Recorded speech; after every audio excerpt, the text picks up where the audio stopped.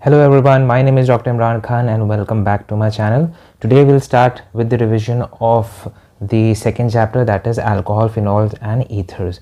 So without wasting any time, let's start with the chapter. So first off, हमें कुछ common compounds के नाम याद रखने हैं. मैं उन compounds का नाम and उनका structure लिख रहा हूँ, so kindly write it down along with me. So first is this, ये तो सबको पता है, this is phenol. फिर अगर दो अल्कोहलिक ग्रुप एक दूसरे के ऑर्थो पे लग जाते हैं तो इसको बोलते हैं कैटेचॉल बोलते हैं, कुछ लोग इसको कैटेकॉल भी बोलते हैं, व्हाटएवर दैट यू स्पीक चलेगा. फिर एक ऑर्थो पे और एक मेटा पे अगर ऐसे लग जाता है तो इसको बोलते हैं पायरोगेलॉल.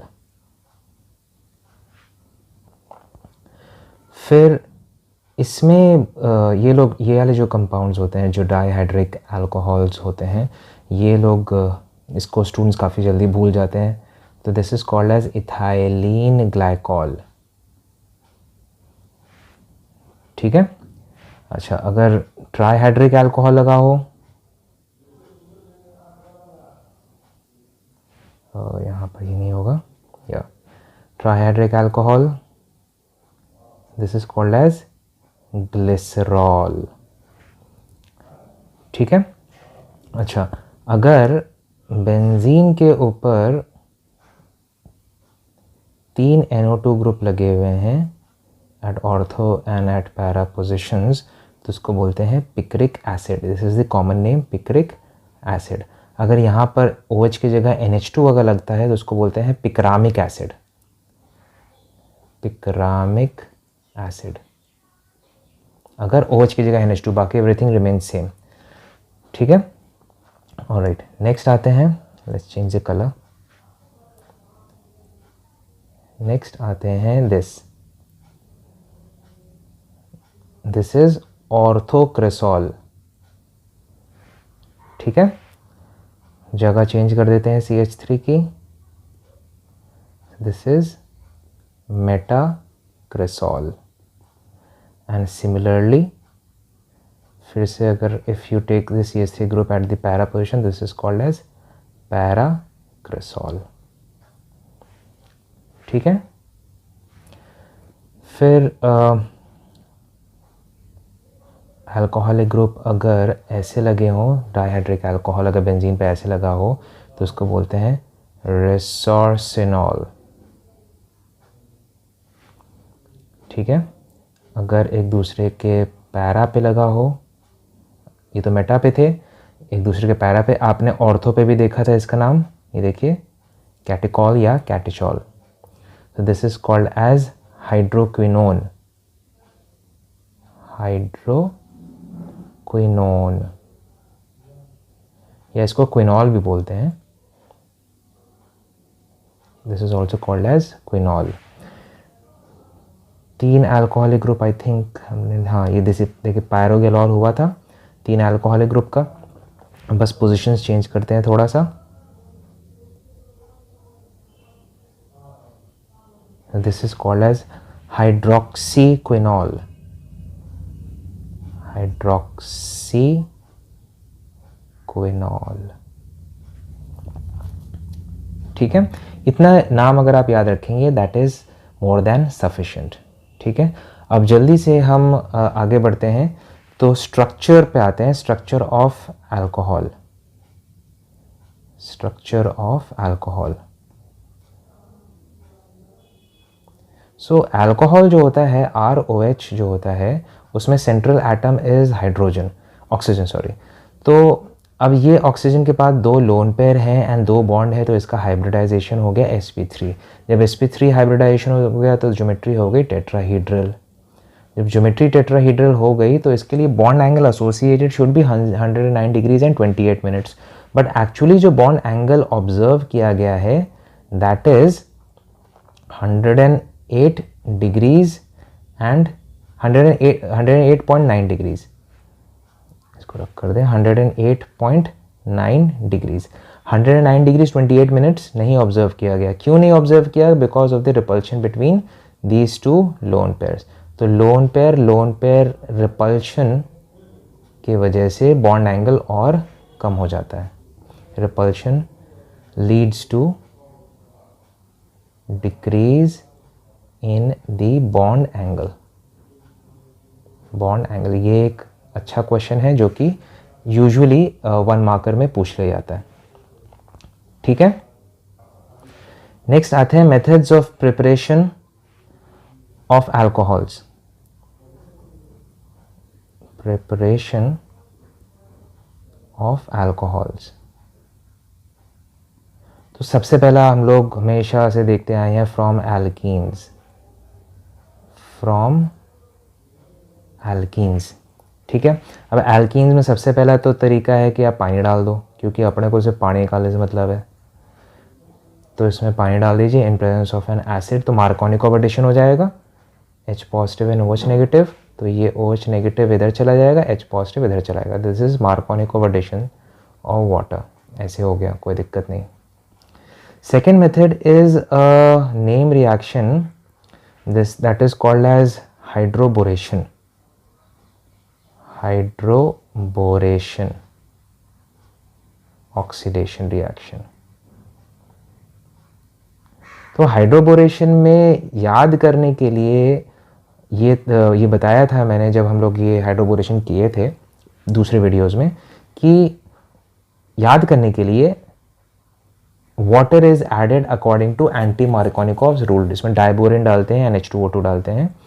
तो याद करने के लिए water is added according to anti Markovnikov's rule. हालांकि ऐसा होता नहीं है, बट सिर्फ याद करने के लिए था that water is added according to anti Markovnikov's rule. फिर इसी का उल्टा, इसी का भाई है, क्या है भाई, इसी का भाई है ऑक्सीमर्क्यूरेशन. Oxymercuration, demercuration. इसमें मैंने आपको बताया था दैट सिर्फ याद करने के लिए water is added according to Markovnikov's rule. तो उसमें मर्क्यूरिक एसिटेट डालते हैं, HgOAc whole twice. Mercuric acetate डालते हैं इन प्रेजेंस ऑफ टेट्राहाइड्रोफ्यूरन. तो याद करने के लिए water was added according to Markovnikov's rule. ठीक है. अच्छा, अब ये आगे ये हो गया आपका फर्स्ट पार्ट. सेकंड देखते हैं from carbonyl compounds. From carbonyl compounds बहुत ईजी है, मतलब एल्डिहाइड या कीटोन से. अब एल्डिहाइड अगर कोई आपके पास दिया है या आपके पास कीटोन दिया है तो आप इजीली इसको कर सकते हैं ना. ठीक है. लिथियम एल्यूमिनियम हाइड्राइड से आप रिडक्शन करवा दीजिए या सोडियम बोरोहाइड्राइड से रिडक्शन करवा दीजिए. सो आपको टर्मिनल अल्कोहल देगा एल्डिहाइड, एंड कीटोन अगर आप लेते हैं तो it will give you a non terminal alcohol. जहाँ पर कार्बोनिल, जिस कार्बन आइटम पर कार्बोनिल ग्रुप लगा हुआ है वहीं पर आपको अल्कोहल मिल जाएगा. बाकी जो वैलेंसीज हैं आप सेटिस्फाई कर लीजिए. जैसे ये अल्कोहल है, बाकी एवरीथिंग एल्स रिमेन सेम. एक वैलेंसी बची, उसको आप हाइड्रोजन से सेटिस्फाई कर दीजिए, हो गया. ठीक है. फिर आता है from Grignard reagent. From Grignard reagent. Grignard reagent. अब ग्रिग्नार्ड रिएजेंट के हेल्प से आप 1 डिग्री, 2 डिग्री, 3 डिग्री अल्कोहल्स तीनों बना सकते हैं. मैं जल्दी से आपको करके दिखा देता हूं. ठीक है. So suppose if you take formaldehyde and if you add the Grignard reagent CH3MgBr, तो ये नेगेटिव एंड ये पॉजिटिव टूटेगा, ये ऐसे जाएगा नेगेटिव पॉजिटिव. तो CH3 नेगेटिव चला गया कार्बन पे एंड MgBr पॉजिटिव चला जाएगा ऑक्सीजन पे. ठीक है. तो ओ माय गॉड भर बन जाएगा एंड ये CH3. एंड जब आप इसका हाइड्रोलिसिस करवाएंगे तो ये पूरा जो होगा इसकी जगह आ जाएगा अल्कोहल. तो ये बनेगा ये CH3 CH2OH, मतलब ये चीज़ बन गई CH3 CH2OH. ये बन गया आपका. तो आपको टर्मिनल अल्कोहल मिल जाएगा या 1 डिग्री अल्कोहल मिल जाएगा. अगर आप फॉर्मेल्डिहाइड के अलावा कोई भी other aldehyde if you take and if you add Grignard reagent, तो अब मैं पूरा मैकेनिज्म नहीं दिखा रहा, बस जल्दी जल्दी से आपको प्रोडक्ट बना के दिखा दे रहा हूँ. And further when it is hydrolyzed, so a 2-degree alcohol will be formed. And if you take, so this is a 2-degree alcohol, and if you take a ketone, suppose we take acetone, and if you add Grignard reagent in it, all right, so this is how it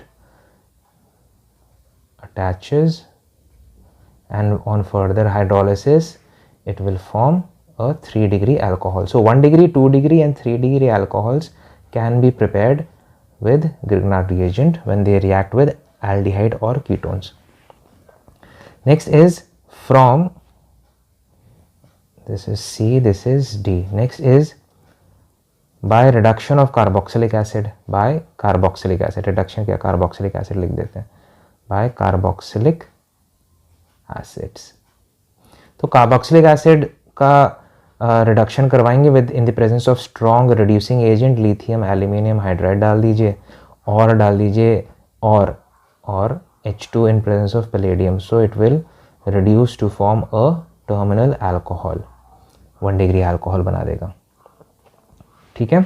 and finally ये आप लोग को पता है, RX में अगर aqueous KOH डाल देते हैं, मतलब अल्काइल हैलाइड में if you add aqueous KOH तो ROH मिल जाता है प्लस KX अलग हो जाता है. ठीक है. अब इसके बाद हम लोग देख लेते हैं methods of preparation of phenol. इनकी केमिकल प्रॉपर्टीज़ थोड़ी लंबी हैं तो हम लोग नेक्स्ट वीडियो में उनको पढ़ लेंगे. आज हम लोग दोनों के methods of preparation of alcohol and phenol check कर लेते हैं. Preparation of phenol. So first method is, ये मेथड डाउस प्रोसेस कहलाता है, हम लोग पहले भी कर चुके हैं. तो इसमें डालेंगे NaOH प्लस HCl. तो मैं एक बार स्टेप बाय स्टेप आपको करके दिखा देता हूँ. तो यहाँ पर बनेगा ONA. High temperature and pressure पे हमेशा रिएक्शंस होती हैं, ये भी आपको पता है. तो 623 kelvin temperature and 300 atmospheric pressure. तो ONA आ गया. फिर इसमें इफ़ यू ऐड HCl तो फिनॉल बन जाता है. This is डाउस process. Alright, डाउस process. Next is from benzene sulphonic acid. अब बेंजीन में जब आप डालेंगे ओलियम,